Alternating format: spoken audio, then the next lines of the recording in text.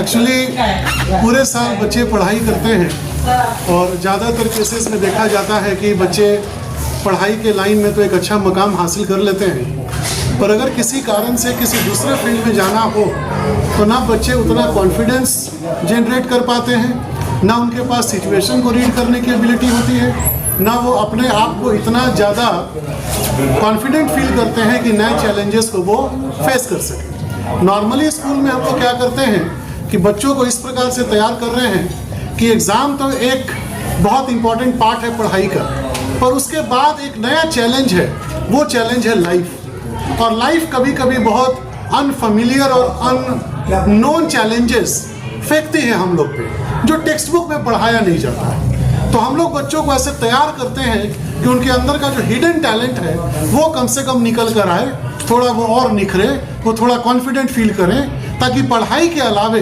बहुत बड़ा आदमी बनने के बाद भी जब किसी समाज में बैठें, कहीं बाहर जाएं, तो उनको पास ये एबिलिटी हो, चीज़ों को वो समझ सकें, चीज़ों को वो सॉल्व कर सकें। उसी के तौर पे हमने एनुअल फंक्शन को यहाँ लाया बापू सभागार में, ताकि ज़्यादा से ज़्यादा हमारे पेरेंट्स आ सकें और ज़्यादा से ज़्यादा बच्चों का पार्टिसिपेशन कराएं। कोई अच्छा कर रहा है, बुरा कर रहा है, ये हमारे लिए बहुत मायने नहीं रखती। हमारे लिए मायने ये रखती है कितने बच्चे आगे आते हैं और अपने टैलेंट को अनफोल्ड करना चाहते हैं। तो इस पूरे एनुअल फंक्शन का जो बॉटम लाइन है, एक लाइन में जो संक्षेप है, वो ये है कि उनके अंदर के हिडन टैलेंट को हमको अनफोल्ड करना है और बच्चे को एक कॉन्फिडेंट इंडियन सिटीजन बनाना है, जो इन्वायरमेंट, देश, सोसाइटी, कम्युनिटी के प्रति एटलीस्ट रिस्पॉन्सिबल रख सके। सर, इस साल का थीम नवरस है या हर एक साल नवरस ही रहता है? नहीं, हमारा पिछले साल का जो थीम था वो उड़ान था। इस साल हमने 9 रस रखा है, इसलिए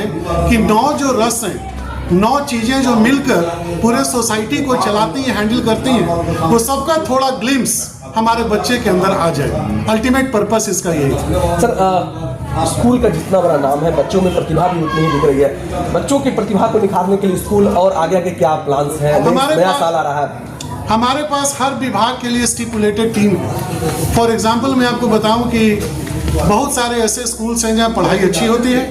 एक स्कूल चलाने के साथ साथ हम ऐसा नहीं कर सकते हैं कि दूसरे स्कूल अच्छा नहीं पढ़ाते हैं, पर हमारे यहाँ एबैकस, हमारे यहाँ कम्युनिकेशन लैब है, हमारे यहाँ म्यूज़िक डिपार्टमेंट अलग है, स्पोर्ट्स डिपार्टमेंट अलग है, और हर टीचर, क्लास टीचर की ये जवाबदेही है कि ऐसे 5-7 बच्चों को वो फिगर आउट करके बताए जिनका इंटरेस्ट थोड़ा अन्य चीज़ों में ज़्यादा है।